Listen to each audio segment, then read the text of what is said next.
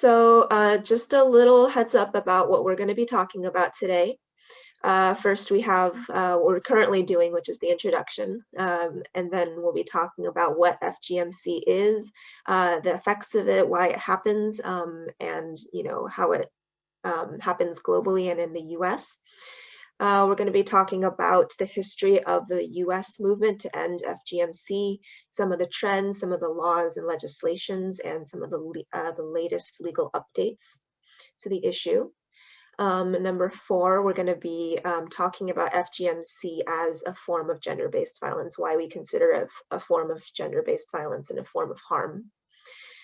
We will be talking about some of the COVID-related impacts on survivors and on the movement. And then lastly, time for sharing of resources and question and answer. Next slide. So just to quickly introduce my organization and the other organizations that are represented today. I represent the Asian Pacific Institute on Gender-Based Violence, and we are a national resource center on gender-based violence affecting Asians and Pacific Islanders in the U.S., including domestic violence, sexual assault, and FGMC. Our mission is to disrupt gender-based violence, which causes physical, sexual, emotional, spiritual, and economic harm within AAPI communities throughout the U.S. and its territories. We also have Sahiyo, whose mission is to empower Asian communities to end female genital cutting and to create positive social change through dialogue, education, collaboration based on community involvement. And then lastly, the U.S. End FGMC Network, whose mission is to eliminate FGMC by connecting, supporting, elevating, and advocating on behalf of and with diverse U.S. stakeholders engaged in prevention, education, and care. Next slide. So here's a picture of myself looking fairly different from how I'm coming to you today. This was a few years ago, pre-COVID. I'm the Resource Center Coordinator at the API-GBV. I do a lot of webinars, a lot of our communications work, as well as data and our Resource Center publications and fact sheets and things like that. I want to introduce you to Maria on the next slide. She has worked for over a decade on gender-based violence issues, and she is one of the 5 co-founders of Sahiyo. The organization was founded around the belief that storytelling in all forms can create change, and you'll see some of the survivors' stories during the webinar today. Next slide. Dr. Natasha Shrugs is the U.S. End FGMC Network's National Director.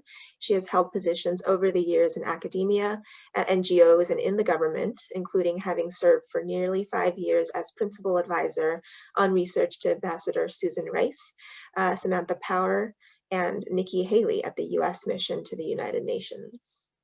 And then lastly, the next slide. Kerry Walovich is the U.S. and FGMC Network's Partnerships and Operations Manager. She manages the day-to-day operations of the network, as well as the vital relationships, collaborations, and projects with members and stakeholders. And lastly, I just want to shout out Kate, who has been helping out behind the scenes and is here, doing all the tech support and keeping us on track, and really just keeping everything organized for us. She won't be speaking today, but our hats off to her and a big thank you as well. So I'm going to turn it over to the presentation now, and I will be here also, in the chat box and everything. Thank you, Mario. Thank you so much, Shirley, and welcome everyone to this webinar. We're so glad that you are joining us today. And just a quick note, this next section will really involve the who, the what, and where and when of FGMC. And also throughout the webinar, as Shirley mentioned, we're going to be showing short videos created by survivors to help highlight the nature of FGMC within communities. And these videos they belong to a project called the Voices to End FGMC, or Female Genital Mutilation / Cutting, which Sahiyo and our partner agency Story Center initiated about 3, maybe 4 years ago now. And so we'll be showing those videos. And I just wanted to also quickly note, for those who are not familiar, female genital mutilation or female genital cutting also goes by various other words and names that are generally colloquial terms in the communities that they practice it. So for instance, Katna in the Bora community, Sunna, Bondo, and other communities as well, but they all refer to the same thing. So I just wanted to flag that as we go through the presentation. So if we could just go to the next slide. So before we dive further into the content, we wanted to just first start with this question to better understand who is on this call and what experience folks have with this issue. So to really start off with, we wanted to ask participants to answer the following question. And I know you had a poll as well, but how many people know someone who's experienced FGMC? And you can respond in the chat box regarding this question as well. We'll give everybody about a minute to respond to.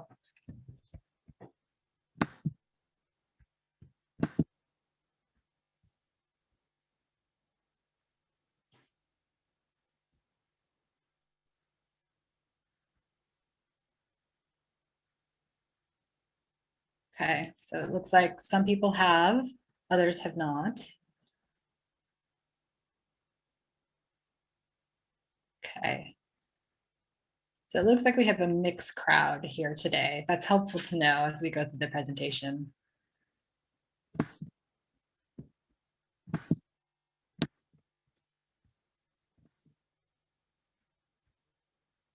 Okay, as people continue to answer, let's move on to the next slide. And thank you for responding as well.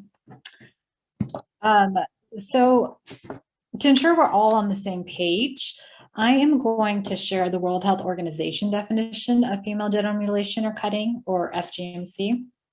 FGC comprises all procedures that involve partial or total removal of the external female genitalia or other injury to the female genital organs for non-medical reasons. It is recognized internationally as a human rights violation, torture, and an extreme form of violence against women and girls, and it is usually performed between birth and puberty, although it can happen to adult women as well. So throughout this presentation, as I mentioned, there are many terms for FGMC.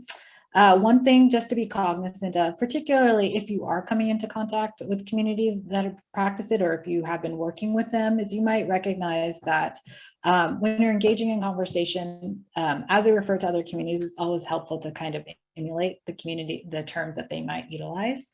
And I just wanted to kind of put that out there as well too, but we can answer more questions around that later on during Q&A. So if we could go to the next slide.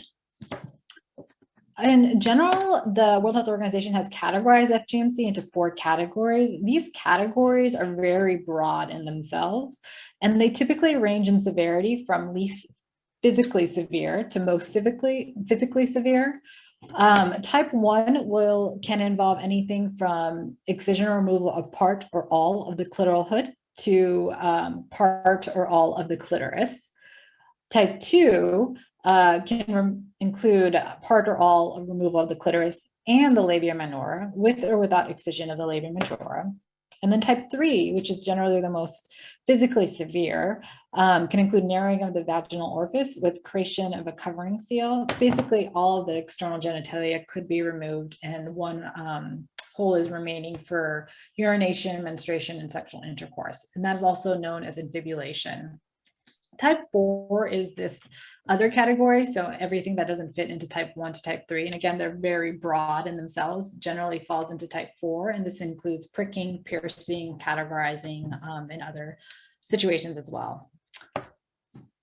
And also just to recognize that because FGMC is not a standardized medical practice, again, these are broad categories, and the severity and trauma related to the cut really varies between women who experience it as well. So if we can go to the next slide.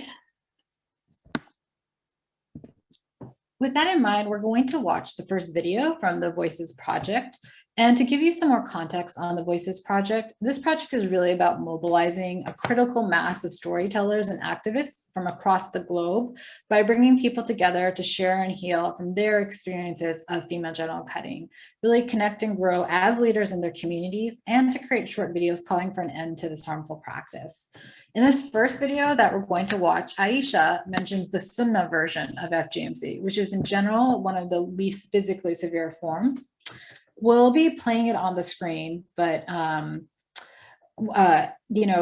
the video, we don't have a lot of time to actually interact. But if you have any comments or reflections, please feel free to include that in the chat box as well. So can we play the video? Great. When I was 5, my grandma took me to see a lady. They pulled the curtain closed, made me lay down, and then cut me. My dad didn't want it done to me, so my grandma did it when he was out of town. He was mad later, and my 2 younger sisters have not been cut. For years, I made fun of girls who hadn't had it done. We thought we were better than they were. Our whole family moved to the States, and when I was about 12 to 13 years, I overheard my mom and my auntie arguing. My auntie wanted to have her daughter cut, even though she herself had needed to be cut open again to have sex, and then wasn't able to have a vaginal birth. I heard my mom tell my auntie, "You don't need to do it. Look at my 2 daughters, they're fine." I had to confront my mom. Why was she sticking up for my cousin when she hadn't for me? She told me she had felt bad about letting my grandma and my great-grandma take me that day. She said yes, I allowed it, but I made sure it was the sunnah, the least harmful kind. Digging deeper, I learned it's not a religious practice. It's a cultural thing that's passed down. There's nothing in the Quran about it, but aunties and grandmothers do it.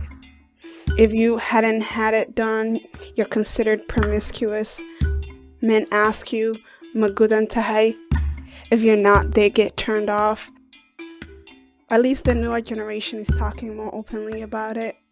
I thought it was normal for a long time, but I think differently now. I hope my story will end the woeful ignorance on the issue of FGC.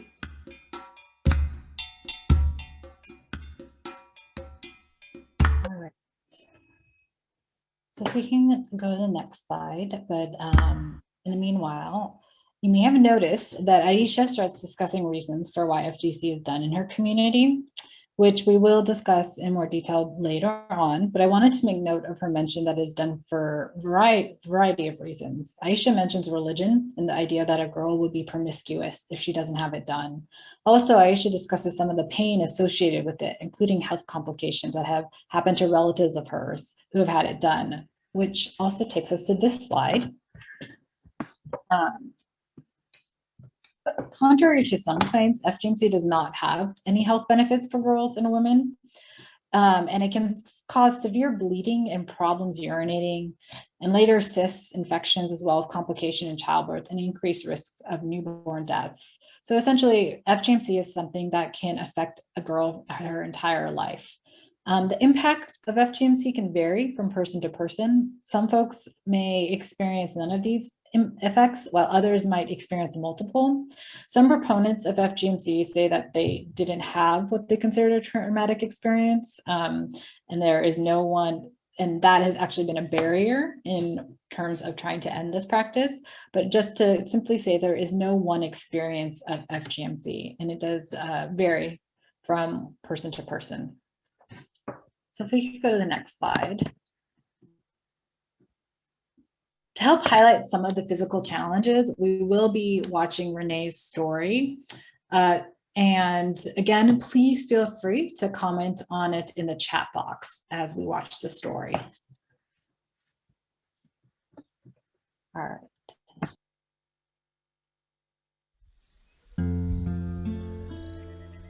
I was born in 1944.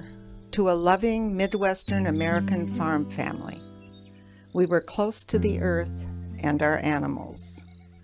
When I was 3, my mother became concerned that my face turned red when I touched my clitoris. She brought me to a doctor, and the doctor cut me. My mother said, "Don't ever talk about this." I was alone with my questions as a child, teenager, and young adult. I did not discuss nerve damage discomfort, even with my sisters. When I gave birth to my first child, I did not talk about the complications I faced. I wanted a natural labor, but the doctor didn't know what to do. He put me under to perform an extensive episiotomy. I awoke 4 hours after my daughter was born, and it took my body months to heal. I told a couple from my church about what had happened to me as a child. They said, "Don't ever tell that story again." Later, I shared with women at work who said, "Don't repeat that or you'll ruin your career." But is this really my shame? What about other women having their babies with doctors who don't know what to do? I could not stay silent, and I started reaching out to new people. My Somali friend Filsan Ali and I produced a bilingual brochure for infibulated Somali women to give to their doctors to make safe labor and delivery plans. I went public internationally, and my close friends and family supported me. Creating art and connecting with nature has helped me heal. I've learned to spin wool and weave on a loom. I have found peace in flower gardens, weeding, deadheading, and making bouquets. Today I live where eagles soar and deer feed by a river.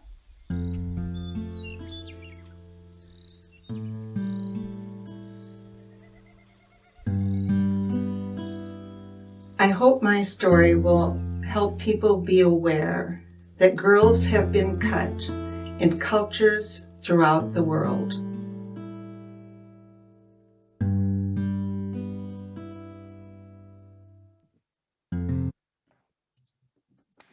Okay, so again, please feel free to share any reactions you might have in the chat box.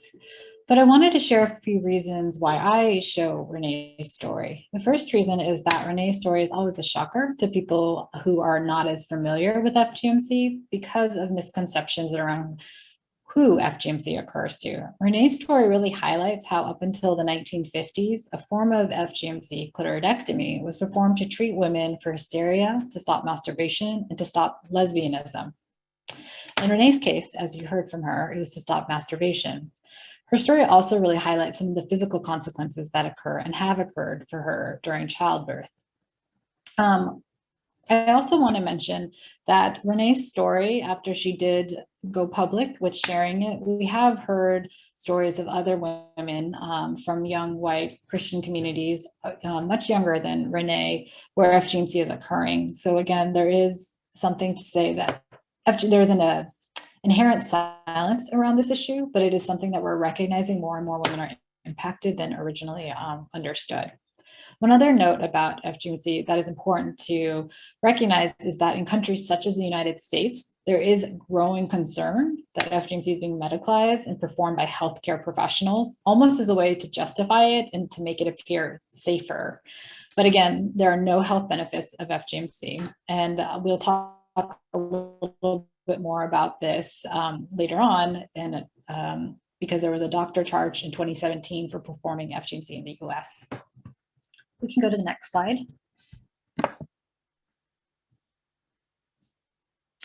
Our next video here is from a woman named Maria. And I would like to show this because her video really emphasizes the mental health consequences that FGMC has caused her and how she was searching for validation really for the experience and for the pain that she underwent. So if we can show her video now.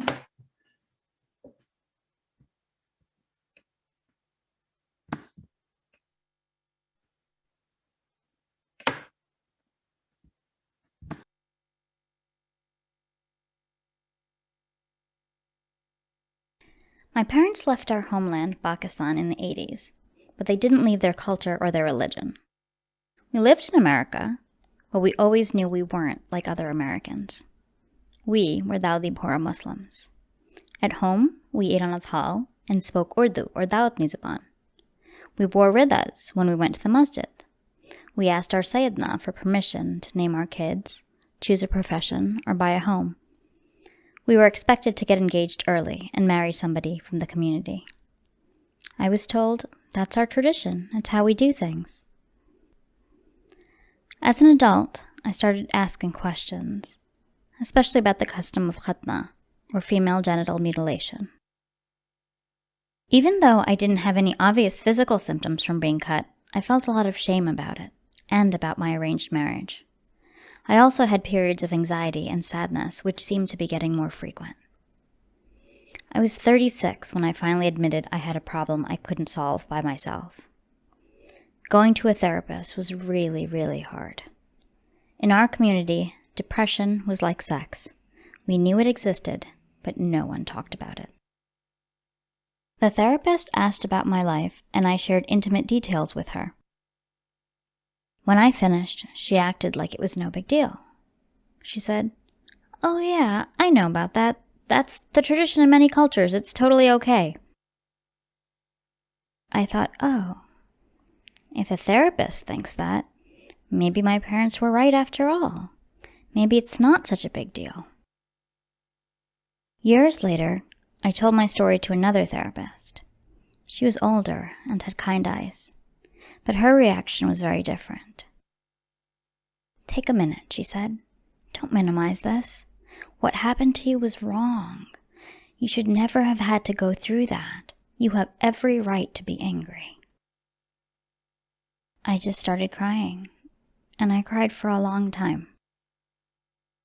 I never realized how badly I needed to hear those words, or how badly I needed to be seen.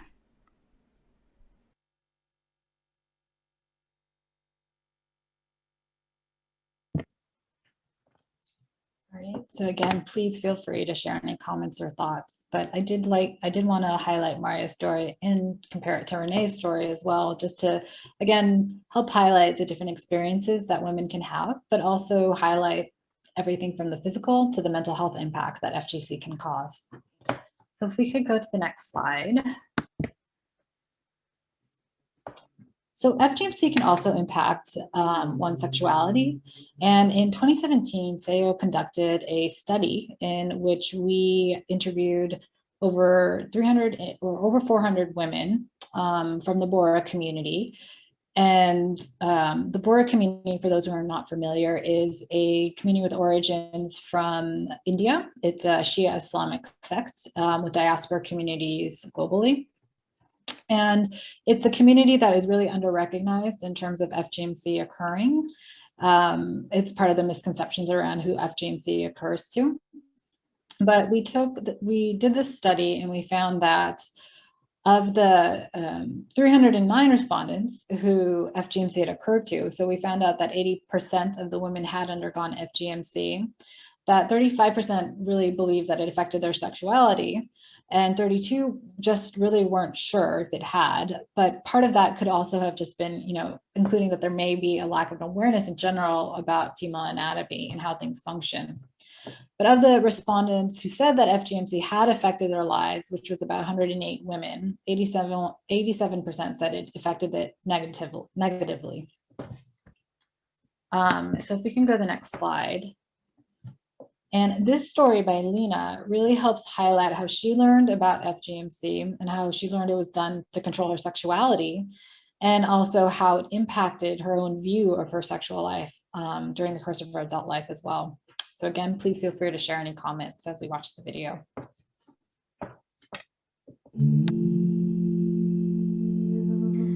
It's 1980.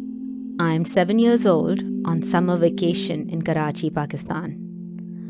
One morning, my aunt comes to take me shopping. I'm excited. We head to Sadr and stop at an unfamiliar apartment building. My aunt says, I just have to run an errand. I follow her into a dark entrance up 2 flights of stairs. We pause outside a badly scratched door, and my aunt rings the bell. An elderly woman greets us. She's dressed in a ghagra koti, and her head is covered with a dupatta. The apartment is cramped and hot, musty. The woman leads us into a brightly painted room. Suddenly, and without any warning, she grabs me and pushes me onto my back. She strips off my panties and spread eagles me with well-practiced efficiency. Before I know what's happening, I feel a sharp, hot pain between my legs. As I cry out, she says triumphantly, "Done." She quickly bundles me into a cloth diaper and brings me to my feet. Only then do I notice a pair of old scissors with blood on them on a tray next to her. I hear my aunt say, "Auntie ne salam karo?" I obey. The whole thing takes less than 15 minutes. I'm filled with shame. My mom had caught me exploring my body a few weeks before. "This is a sin," she'd said. So I believe I have been punished. Over the years, I've wondered, would I have grown up more confident if I'd never been cut? Would I have been better able to appreciate and enjoy my body? Or been more comfortable with sex and intimacy? I will never know. I think back to that salam, and my blood boils. I hope my story will break the circle of silence that has allowed genital cutting to continue.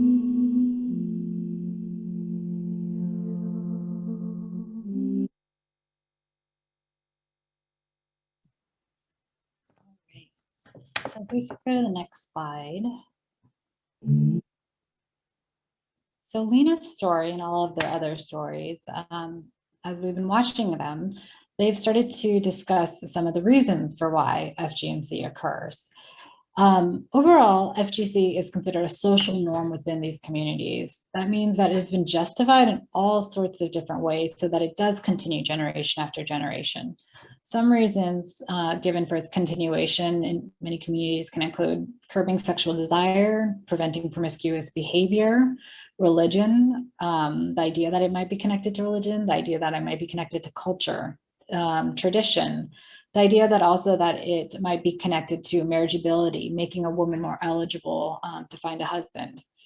Also, it can be connected to false assumptions around health and the idea that it somehow provides health benefits or for cleanliness and aesthetic purposes. We also hear reasons of it being done for purity and to age in religious purity or piety as well. Ironically, not only have I heard that it's been done to control sexuality in a negative manner, because women are not supposed to be sexual, I've also heard that it's been done to enhance sexual pleasure. And that is something that we do hear proponents of FGMC cite as a reason to continue it too. So one important note to make is that the reasons FGC is performed, it can actually shift over time in a community. So for instance, for many years within the Bora community, one of the central ideas of why FGC was performed was the idea that women were not supposed to be sexual. However, now many religious authorities from within the community tend to promote this idea that FGC is a religious requirement over the idea that women are not supposed to be sexual. So there's almost this recognition that the idea that a woman is not supposed to be sexual is more taboo. And so you're hearing more rhetoric around the idea that it's for religious purposes. Regardless of the reasons given, again, it's an important point to recognize that this is a social norm and all communities have social norms. Even right now, if we think about what's going on in the pandemic and how wearing a mask has become this social norm. However, there are also harmful social norms. And we see that in instances of, for instance, child brides in the U.S., certain religious denominations that might not allow different forms of medical care. Those are, again, examples of harmful social norms too. Can we go to the next slide? So I want to show this video as well. And really, I show this video because it also helps highlight how this is a form of family generational violence and really learned behavior too that's passed on generation from generation.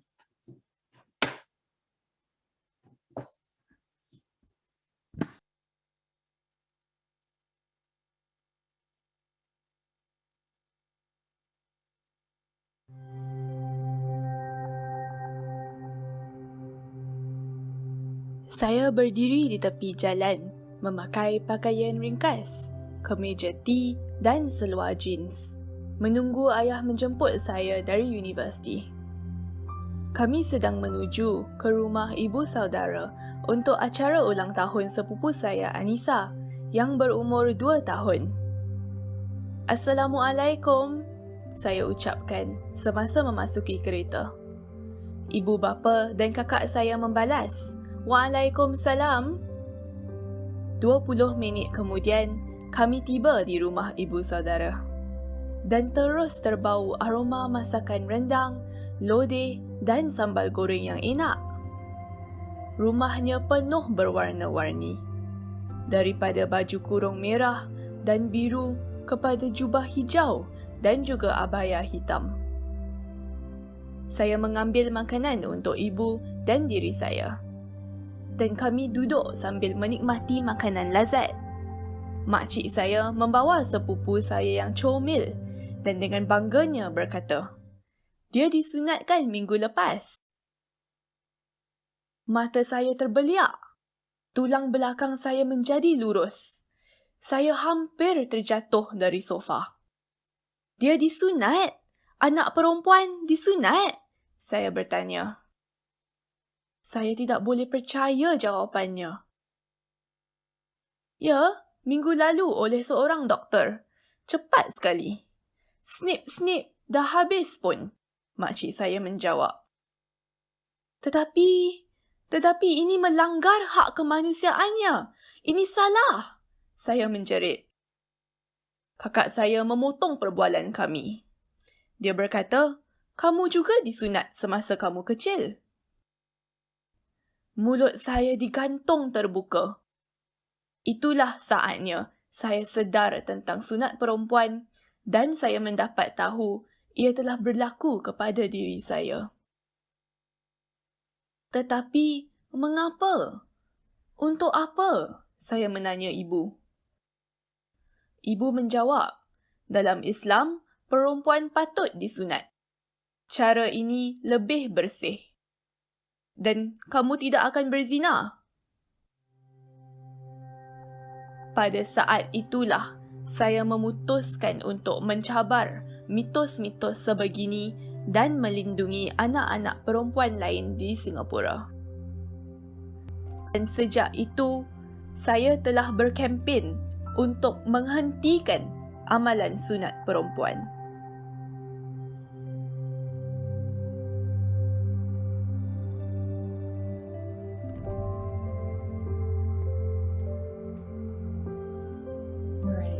Again, definitely feel free to share any thoughts or reflections in the chat box. But if we can go to the next slide.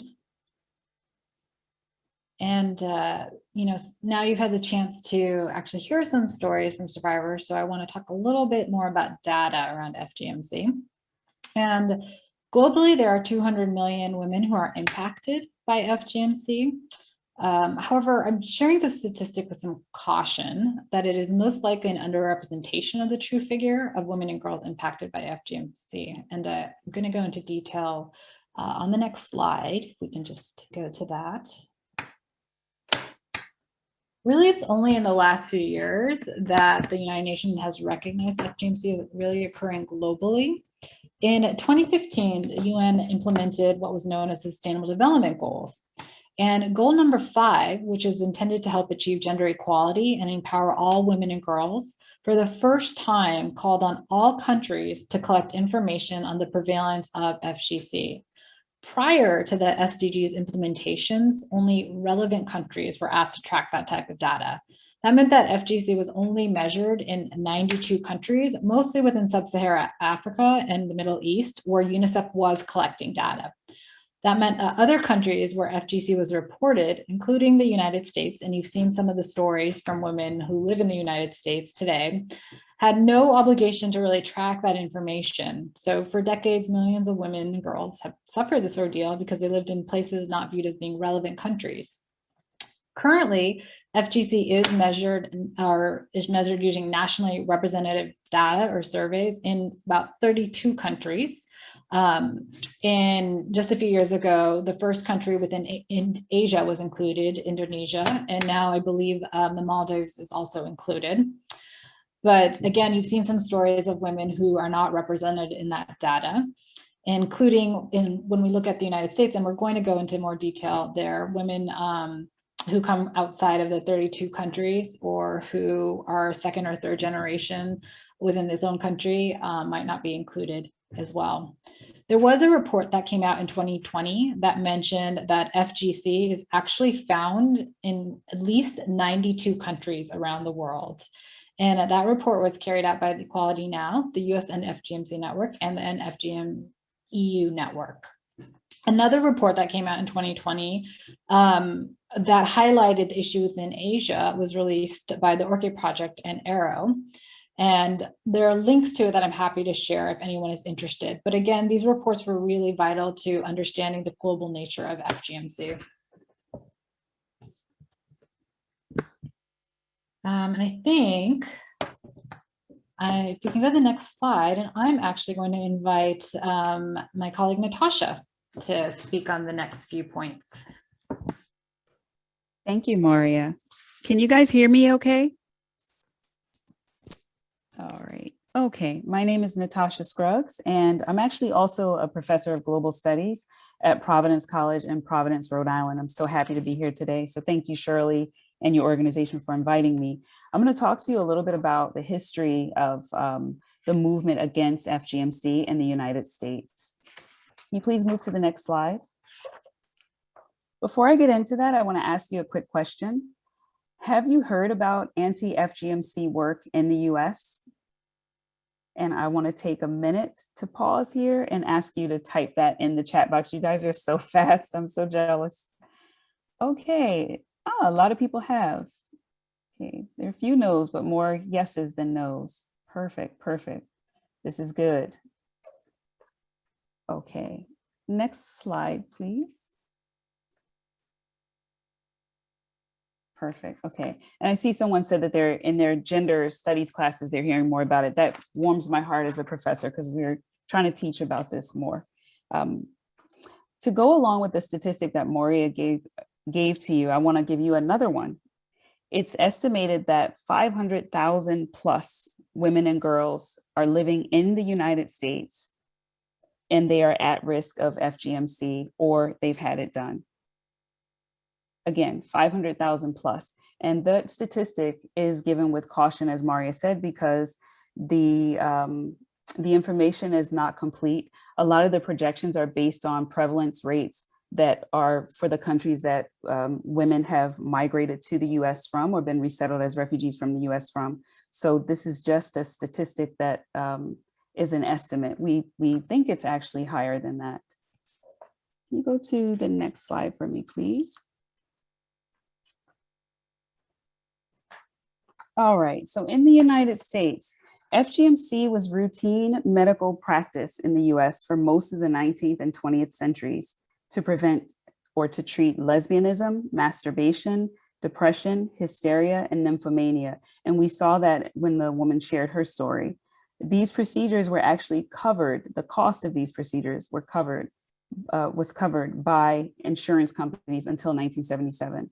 I absolutely could not believe that when I learned that myself. Recent non-medical incidences have been reported from members of white Christian communities. Again, if you go back to the film that Moria shared with us, you saw that the woman was white. I didn't catch if she was from a white Christian community. I believe she was, but we do have reports of these procedures occurring in those communities. And the women are, again, discouraged from speaking out. As she said, people told her, don't speak up, you're going to ruin your career, don't do that. So we don't even know how prevalent the practice is, but there are recent reports of it. An estimated 500,000+ women and girls living in the US, repeating this again, are at risk or have undergone FGMC. And that's according to the CDC from 2016 statistics. We know we're 5 years out.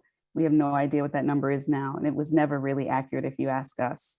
However, again, the estimate is problematic because it only examines immigrant communities from specific countries.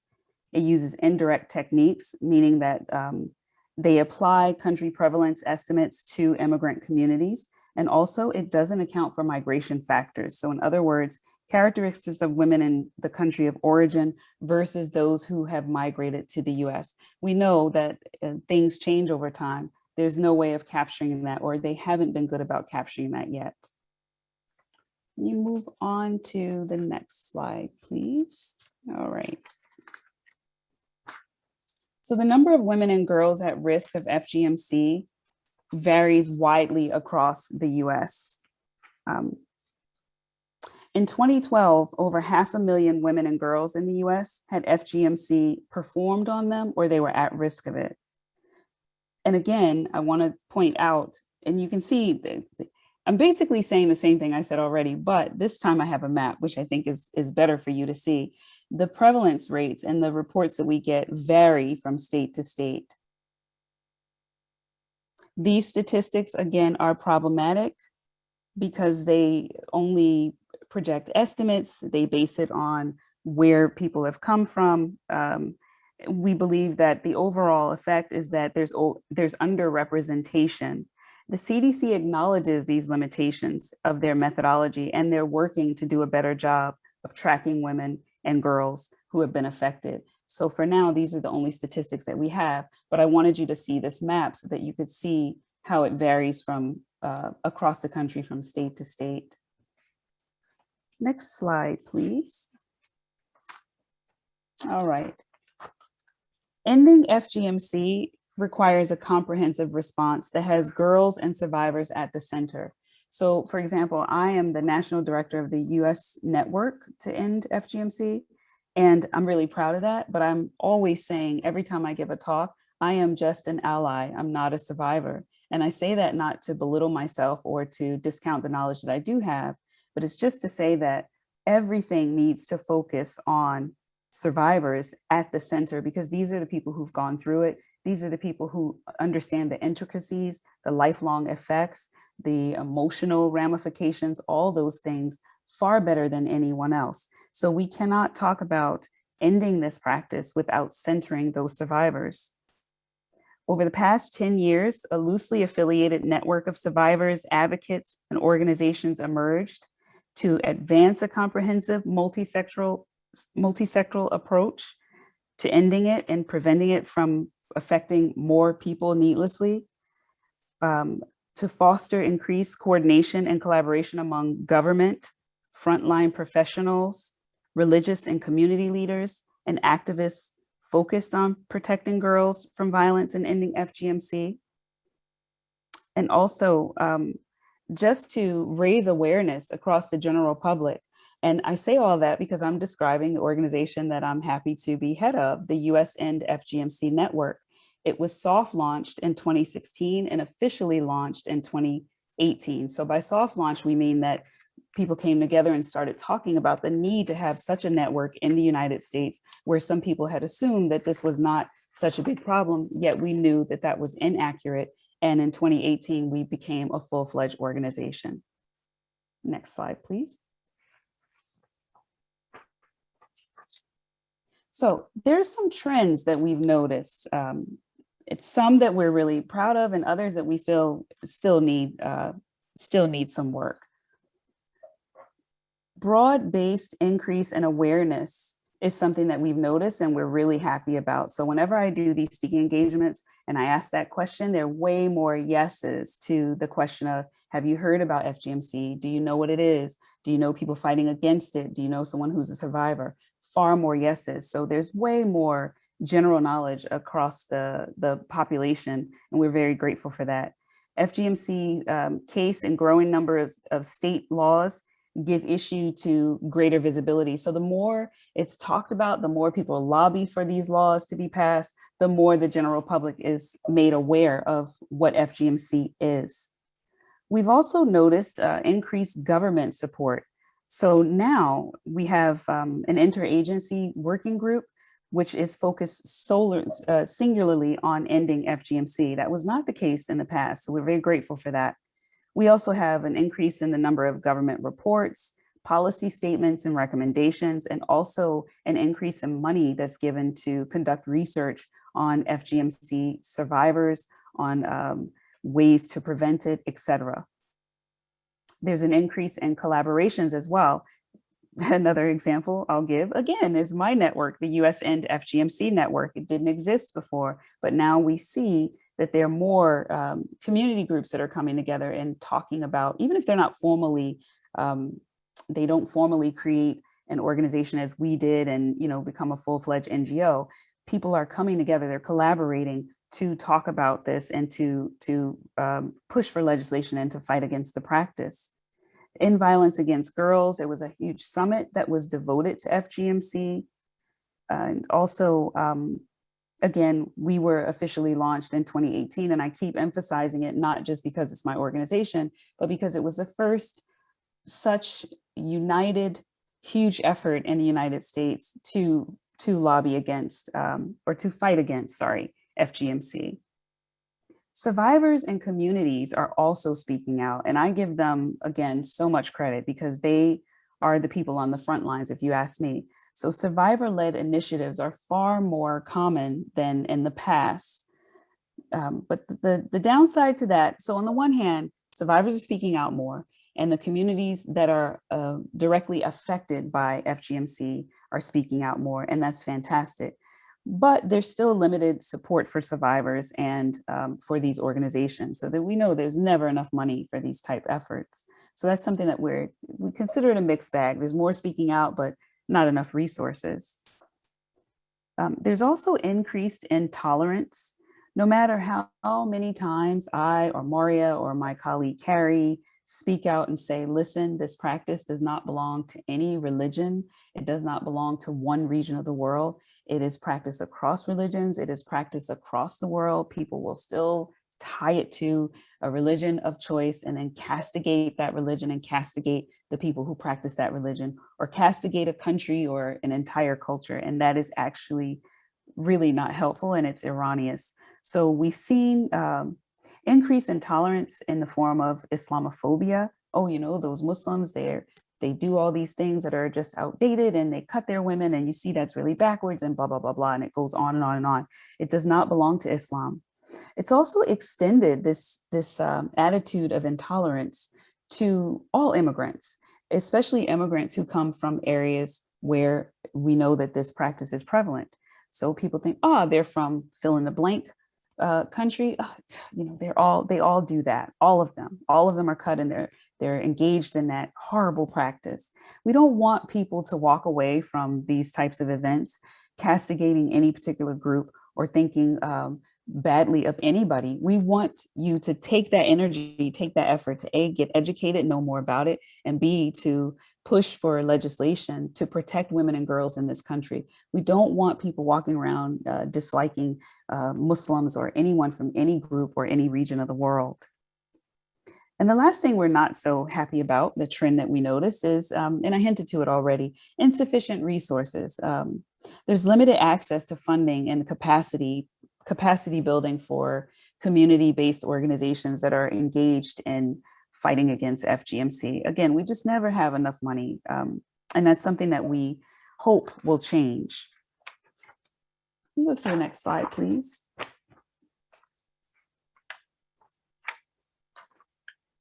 Okay, so a lot of people don't realize this. I'm always happy to report it when I give talks. We've had a law at the federal level since 1996 against FGMC. So what I mean by that is that our federal government criminalized the practice of FGMC in 1996. Congress declared FGMC a criminal offense. So you might say, it's interesting, I never heard about it. Well, we had it, and if you followed it in the news, there wasn't really much talk about it. There weren't cases being prosecuted. So many people just didn't know unless you were following it because of your own personal reasons. The law was amended in 2013 to include a travel provision. And by that, I mean, it was extended to cover what we call vacation cutting. Vacation cutting is when girls and women, mostly girls, are transported out of the United States to have the practice done. So sometimes that will come in the form of, oh, little so-and-so is going to go visit her aunt and uncle in such country, or her grandparents in XYZ place, or whatever location. But it is when people strategically and sort of undercover have the child travel to have this practice done to them. So what happened in 2013 was that the government, the federal government, amended the law to include, if you knowingly transport a child in any way to have this done to them, you are also committing a crime. In 2017, we had the first federal prosecution of a U.S. doctor for performing FGMC. It's the U.S. versus Nagarwala. I always mess up that name. I'm so sorry. This was a case that occurred there were 9 7-year-old girls from Michigan, Illinois, and Minnesota who were taken to a clinic in Detroit to have this done to them. So I'm trying to remember all the facts and get them straight for you. And so the federal government, this was the first federal prosecution of a U.S. doctor for engaging in that. So the excuse that was being used was medical purposes. But as Maria said, there is no medical reason to have FGMC done. 2018, there was a district court decision. The federal law struck down. There were only 27 states that had laws at that time. This is where it gets a little tricky. On November 20th, 2018, in a U.S. district court decision, a judge struck down the federal law on technical grounds, finding that Congress did not have authority to pass the 1996 law against FGMC because it had no impact on interstate commerce. If that's confusing, it should be. What you had was, let's go back to 1996. You had our federal government pass a law in 1996 and say, this practice is a criminal act, it's against the law. You had that law amended in 2013. This practice is against the law, it's a federal offense. Then in 2018, you had the same, well, not the same administration, but you had the same federal government, right? There's supposed to be continuity with our Department of Justice in terms of upholding federal laws. You had the same government, the same Department of Justice saying, you know what? Actually, this law is poorly written and it shouldn't have been passed the first time. And we're just going to pass on it. So you had the federal government not upholding a federal law, which was just a bizarre situation to be in. The DOJ originally intended to appeal the decision, but they withdrew it. So as a result, some members of Congress have intervened to try to save the law by asking the courts for the ability to argue for an appeal for the case, which was highly unusual. So again, this is all past tense because I'm getting to something that happened that was really good. But let me just walk through this. 2019, a federal court denied the House motion to appeal the DOJ's decision. So again, you have this fight going on, the federal government not upholding a federal law. Fast forward to 2021. Luckily, thankfully, we had HR 6100 passed in both houses and signed into law. And this was amazing because it basically increased the criminal penalty for performing FGMC. And it still includes the vacation cutting and the travel provision. But we had, the main thing to take away from this is that we had to fight. So we had this law in 1996. It was basically upgraded in 2013, but then we had this weird period where we had to really fight against our federal government to make our federal government uphold a law that our federal government had made. And luckily, thankfully, in 2021, just in January, that happened. And we have an even more secure, tighter law, which is called Stop FGMC Act of 2020. Thank you for listening to me say all that. I'm going to move on to the next slide. I just wanted to make sure you understood just how bewildering and confusing that was for everybody involved and all of us who are pushing for the legislation. 39 states have passed laws banning FGMC, in some cases as amendments to child abuse laws. So this is interesting. Different states have been approaching FGMC laws differently. In some places, to push FGMC, to push a law just banning FGMC was not enough. So the folks were clever in how they got their legislators to push it forward. So they just basically added it to child abuse laws.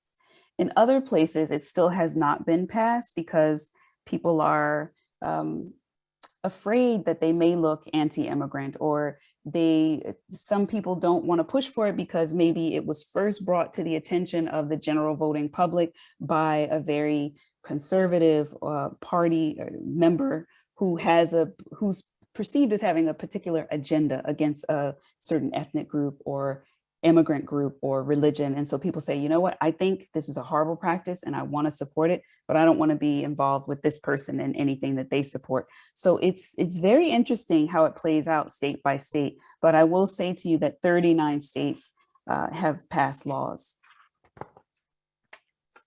Can we go to the next slide, please? And I want to pause here to show a short video. It's called A Sunny Day in Seattle by Miriam Safi. Policy actions taking place in the US and survivors are speaking up is the main point that we want you to take away from this film.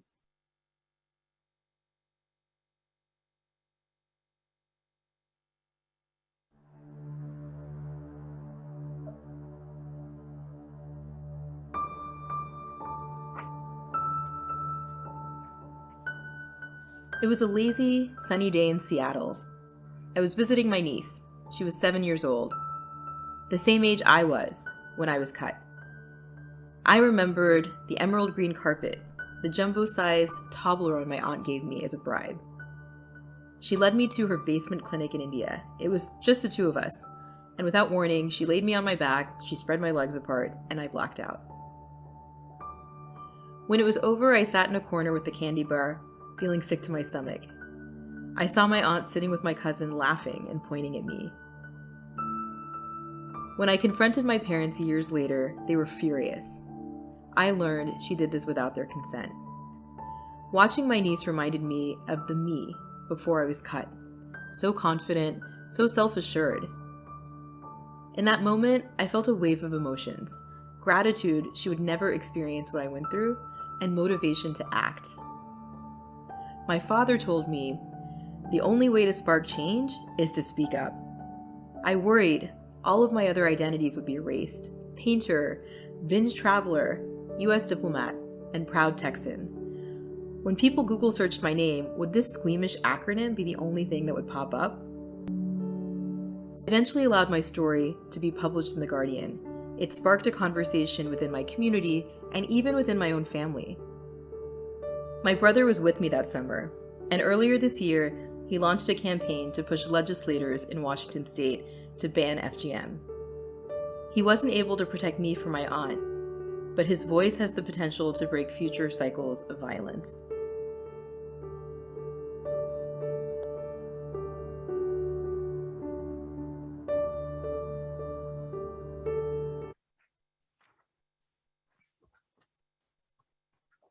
Thank you. And now I am going to hand it over to Maria. Great. Thank you so much, Natasha, for that. And hopefully if anybody has questions, please feel free to put in the chat box, so we'll have time for that. Kate, can we actually skip to the next slide? That would be great. And the next slide. All right, so we wanted just to talk a little bit about connections to gender-based violence, and really to help just highlight the fact that FGMC is a form of gender-based violence. So I wanted to ask this question to everybody. What connections do you see between FGMC and other forms of gender-based violence, such as domestic violence or sexual assault? And I think that we'll just give everybody a minute to respond in the chat box with their thoughts. From looking at the videos, what Natasha has talked about, what I've talked about, any connections that you see? power and control over women, the rights to their bodies and decision over what they can or do with their bodies. Yeah, definitely. Generational violence, yes. Survivors have no choice, yes. All forms of oppression, violence against women. Yeah.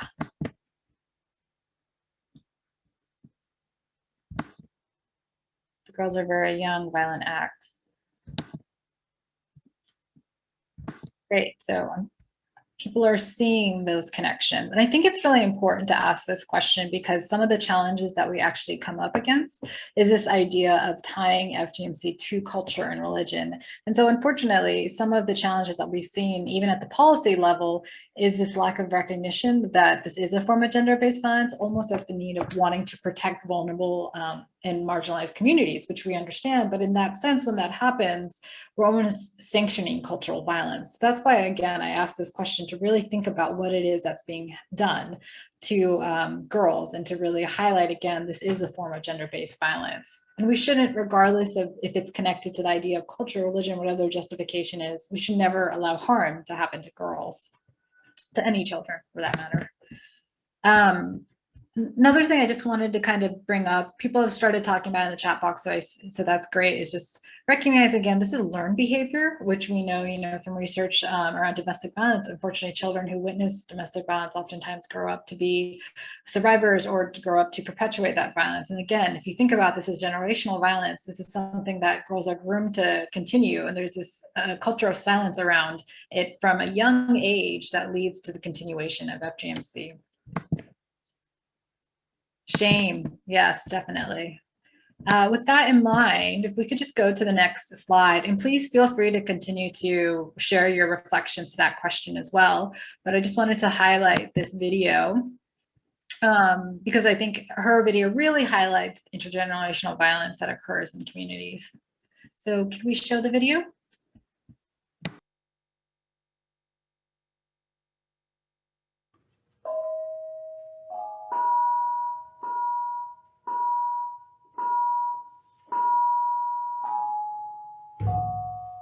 Hari itu, mereka bilang adalah hari yang penting bagi adikku dan aku. Tamu-tamu berdatangan ke rumah kami. Suara gamelan bergema di sekitar ruangan. Aku melihat banyak saudara-saudara perempuan berkumpul di kamar mandi, mencampurkan air dan berbagi bunga setaman. Mereka membasuh aku dan adikku dengan air bunga setaman sebelum melakukan ritual itu. Lalu, aku mendengar suara lengkingan tangis adikku ketika mereka mengucurkan air bunga yang dingin ke tubuh mungilnya. Adikku baru berumur 4 tahun dan aku 9 tahun. Mereka bilang, "Jangan menangis, kamu kakaknya, kamu lebih tua. Kamu harus memberi contoh adikmu." Mereka memberiku tanggung jawab agar aku memberi contoh untuk adikku, walaupun aku sendiri tidak tahu apa yang akan terjadi. Aku takut, tapi berusaha menepis perasaan itu. Mereka menggandengku dan memintaku berbaring terlentang di tempat tidur.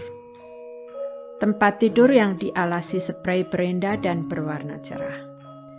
Aku masih ingat peristiwa itu sampai sekarang. Ibuku, budeku, dan saudara-saudara perempuanku yang lain, serta dukun tetesan dan anak perempuannya, mengitari tempat tidur tempatku berbaring. Mereka berkali-kali bilang, "Jangan takut, kamu tidak akan merasa sakit, hanya seperti digigit semut. Prosesnya akan cepat, akan berakhir sebelum kamu tahu." Mereka memegangi tangan dan kakiku, dan mereka mengatakan lagi kepadaku, "Jangan khawatir, hanya akan terasa seperti cubitan." Aku melihat silet kecil. Aku takut dan memejamkan mataku, tidak tahu apa yang terjadi. Tiba-tiba mereka berkata, "Selesai, bagus sekali. Kamu berani dan tidak menangis." Tapi tangisan adikku masih menggema. Kemudian Mereka mendandani kami dengan pakaian tradisional. Lalu, kami berdua duduk di sebuah kursi panjang. Sementara tamu-tamu memandangi kami sembari menikmati hidangan yang tersedia. Aku merasa ratusan pasang mata menghunjamkan tatapan kepadaku. Mereka mengatakan agar kami duduk dengan manis dan tersenyum pada para tamu. Hari itu, aku hanya ingin memenuhi kewajibanku sebagai anak perempuan yang baik. Hari itu, aku tidak memiliki suara, aku tidak memiliki diriku. Aku juga belum tahu tentang hak asasi manusia. Yang aku tahu hanyalah tanggung jawab dan kewajiban. Sekarang, aku mendapatkan kembali diri dan suaraku. Dan aku tahu mereka akan mendengarkanku.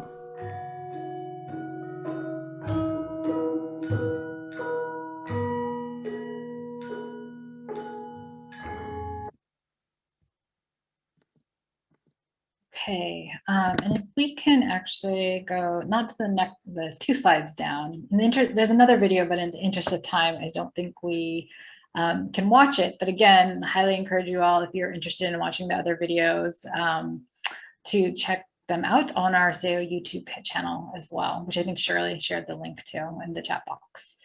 But just want to, again, just re-emphasize again that FGC is a form of gender-based violence, and it is a form of child abuse. And as you all have been recognizing, from your responses in the chat box, it's a form of learned behavior in childhood, and it's often surrounded by this culture of silence and stigma and shame. And it's a form of generational violence, like many other forms of GBV. So with that in mind, I'm actually going to transition over to my colleague, Kerry, to talk about the next piece. Thank you, Mari. I really appreciate that. And thank you to everyone here today and also everyone else that has already spoken. And so I'm going to be talking a little bit about the impacts of COVID-19 and what has happened recently around the practice of FGMC with this global pandemic. And it may not surprise anyone here today that COVID-19 has had a significant impact on FGMC, advocacy, outreach, and particularly service provision around the world. Next slide, please. So we know from some very hard-earned lessons during the various Ebola outbreaks and from other public health crises that adolescent girls are disproportionately affected by these emergencies, and COVID-19 is no different. So common consequences of COVID-19, such as the social isolation and loss of social support due to massive countrywide lockdowns, which in turn have led to loss of access to education, reproductive health and protection services, and massive loss of livelihood, have been felt the hardest by women and girls. And there is a plethora of data to support this. But it is also, I think, important to point out that despite these setbacks, new opportunities, particularly for young people, have to take on positive and new roles in their communities around FGMC and addressing gender-based violence have emerged and continue to emerge. And so some of the key program recommendations that, again, we've learned in particular from Ebola are the need to have support resources and plans moving forward that are really grounded in a children's rights, using a gender analysis to address the increased risks of gender-based violence in FGMC, particularly during crises. Support efforts need to be aimed at interrupting the practice of FGMC during this pandemic and beyond. Support access to digital tools for education, for health, for psychological support and social protection services can be expanded. I think, one of the silver linings of COVID-19 has been an explosion in, new resources and tools available to us to have online education and connecting people to different services. So I think that's really important to utilize all of these important tools, specifically when it comes to combating FGMC around the world. And Additionally, there's a huge push for continued research, both during and after the pandemic, to learn the consequences of FGMC during this time and how they can be combated in the future and addressed. Next slide, please. And I wanted to share this study by the Orchid Project. They're a nonprofit based in the UK. They conducted a survey and the results were published in September 2020 to determine the specific impacts that COVID-19 has had on FGMC around the world. And I actually believe Maria earlier sent a link to this report. So please feel free to check that out. And some of the highlights from the report that I wanted to share today were that there have been increased rates of FGMC reported. This is across East and West Africa due to COVID-19 lockdowns, as they're seen as an opportunity to carry out FGMC undetected. Whereas when young women and girls were attending school and were, more out in the community, it was harder to, quote, hide this practice. But lockdowns have provided an opportunity, unfortunately, to continue with this practice more undetected. There has been a lack of FGMC integration into COVID-19 responses, and this is leaving girls at risk, as well as FGMC survivors with no access to services.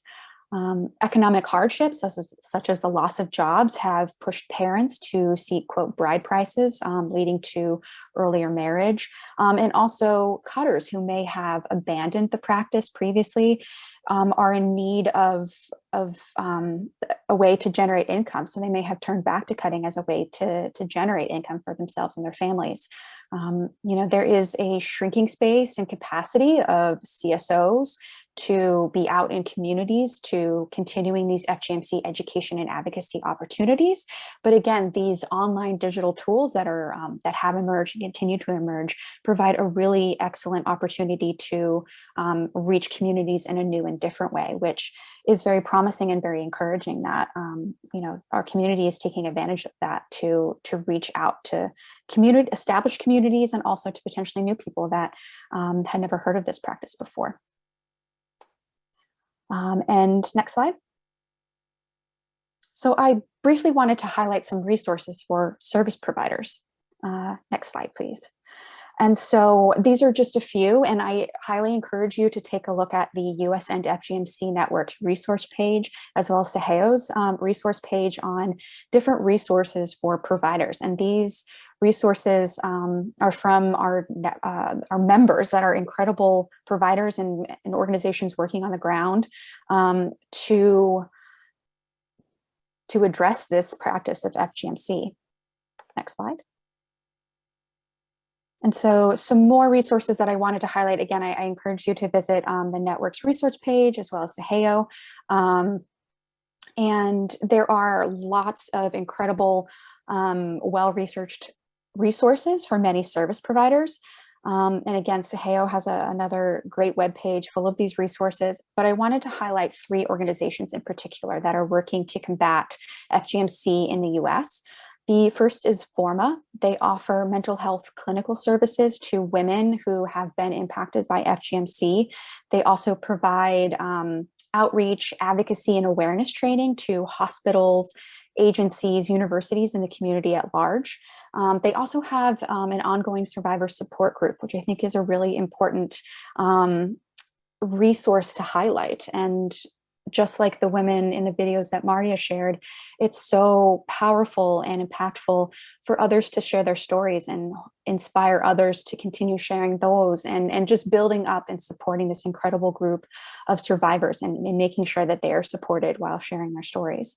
The Michigan Department of Health and Human Services has an incredible research page as well that explain the basics of FGMC and provide access to more resources specifically for law enforcement, child welfare professionals, and also healthcare professionals.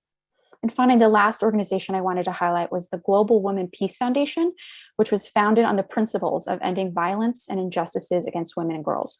The mission of this organization is to empower women and girls through education and to eradicate gender-based violence with a special emphasis on female genital mutilation / cutting. So again, these are some incredible resources for service providers like yourself to take a look at. There is a plethora, a goldmine of resources out there. And I suggest visiting those sites. And of course, the U.S. network, Sahiyo, and the organizations I've mentioned here are also another great resource for questions, for connecting with others in the community, and continuing to build the advocacy and the education and the strength and services for survivors of FGMC.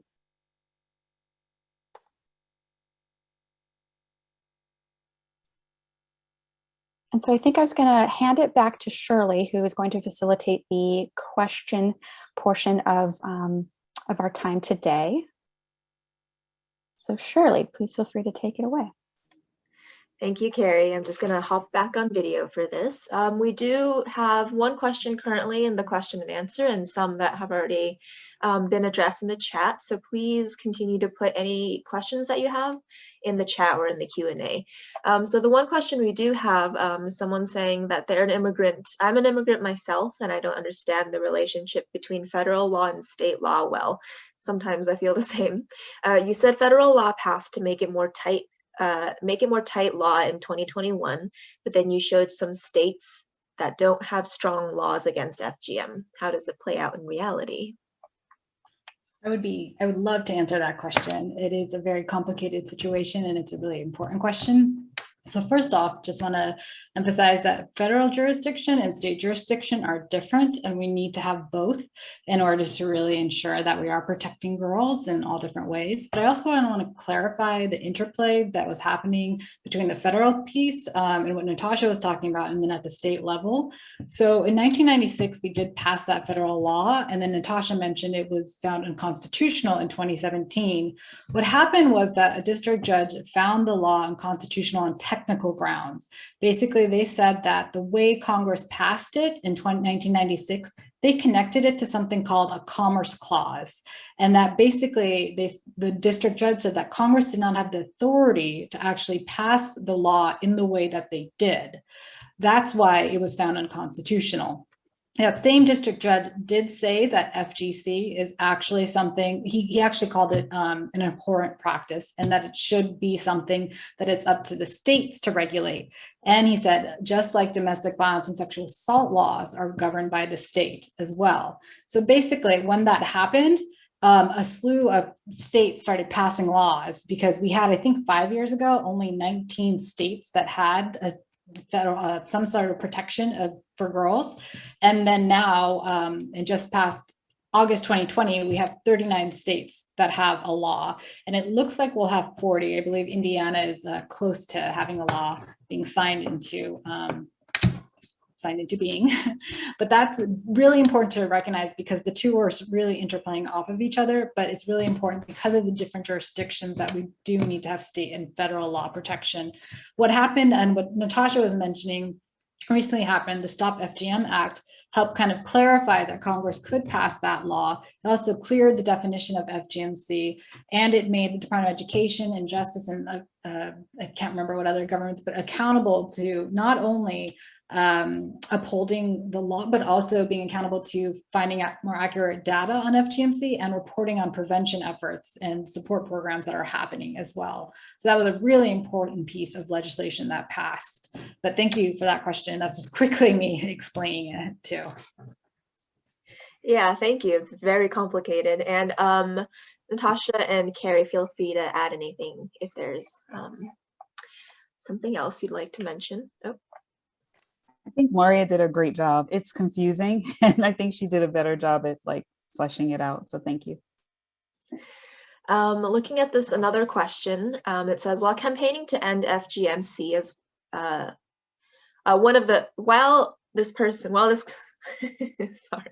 while this person asking the question was campaigning to end FGMC, one of the most common arguments they've received from people is that FGMC is just the same as circumcising boys in the Jewish faith, and no one minds that. So why should we be focused on this?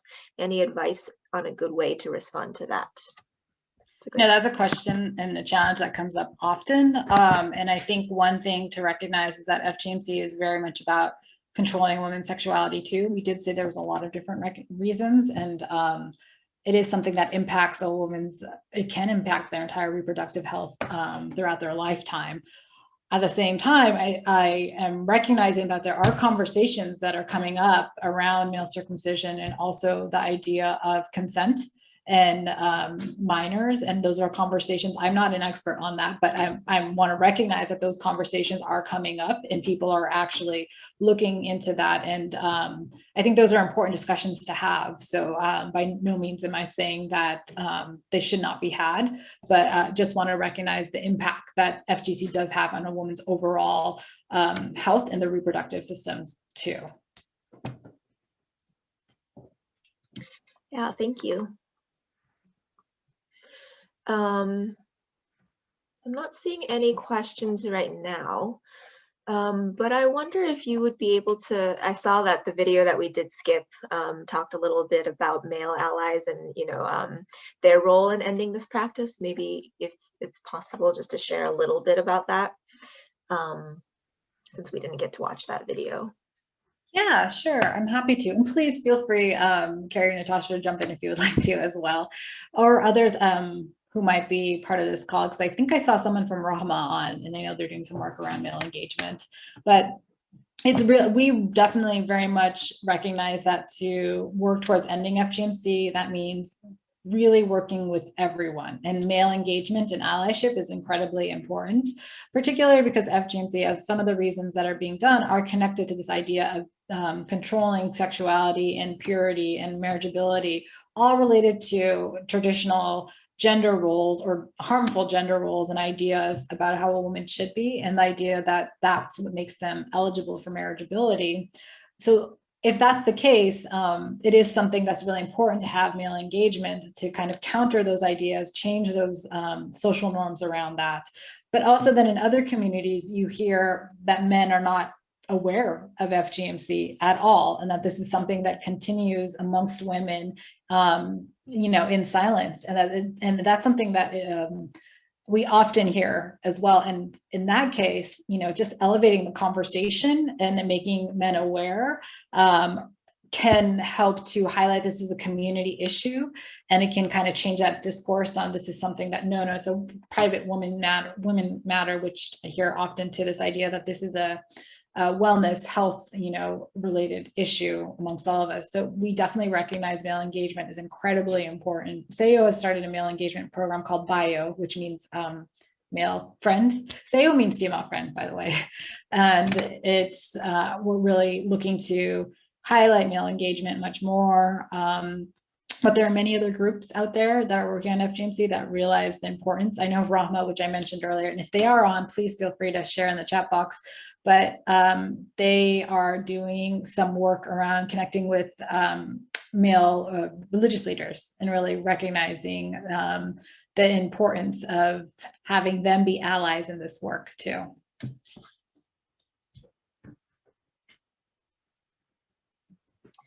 Great, yeah.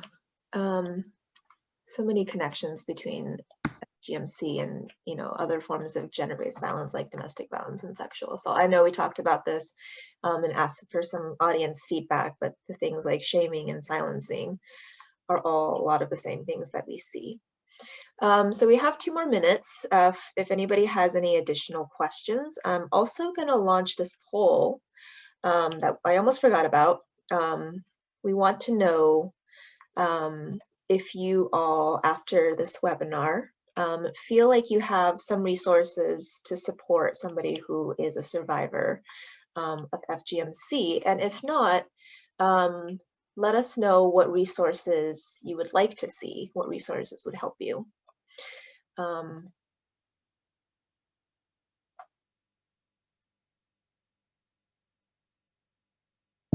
And I think also just wanted to mention while people are doing that, if anyone has questions, we'll send out a follow-up email with, you know, resources and our contact information too. Yes, yeah, I'll send out all these resources, the recording and contact info in a follow-up email. I wonder if this is possible to be answered very quickly, if the DOJ and OVW consider FGM as part of a gender-based violence for their grants. So interestingly, we do have federal, Natasha spoke about federal funding. And I don't know if Kerry, you want to mention, I see you popped onto video. I don't know if you wanted to chime in there. Yeah, thank you. I did just quickly want to point out that yes, through our interactions with the interagency working group, which the DOJ and the OVW are a part of, FGMC is something that is very much a priority for them, something that they recognize and have come out with funding for. So we're, very thankful that there have been, I believe, 6 recipients, healthcare service providers that have received funding to go out and do more research, to develop more comprehensive resources, and to provide training to other professionals and community outreach. So that is something that is on the government's agenda, which I think is incredible and huge, and is, I think, just the beginning of the government continuing to be interested and get involved and expand resources and funding around this topic, which I think, again, like Natasha said, is really encouraging. And I do believe that it is just the beginning of this really important issue starting to coming more into light. That's great to hear. And we are at time. In fact, we're just a little bit over. So thank you all for staying a little bit extra to answer the questions. I'm going to send a follow-up email to everybody with resources and the recording, and feel free to share that. And also you can feel free to get in touch with me or any of the panelists if you have any additional questions. So thank you, everyone, Maria, Kerry, and Natasha, and Kate, who is not on the screen now, but who has been instrumental in helping us put this together. And take care and have a great day. Thank you, everyone.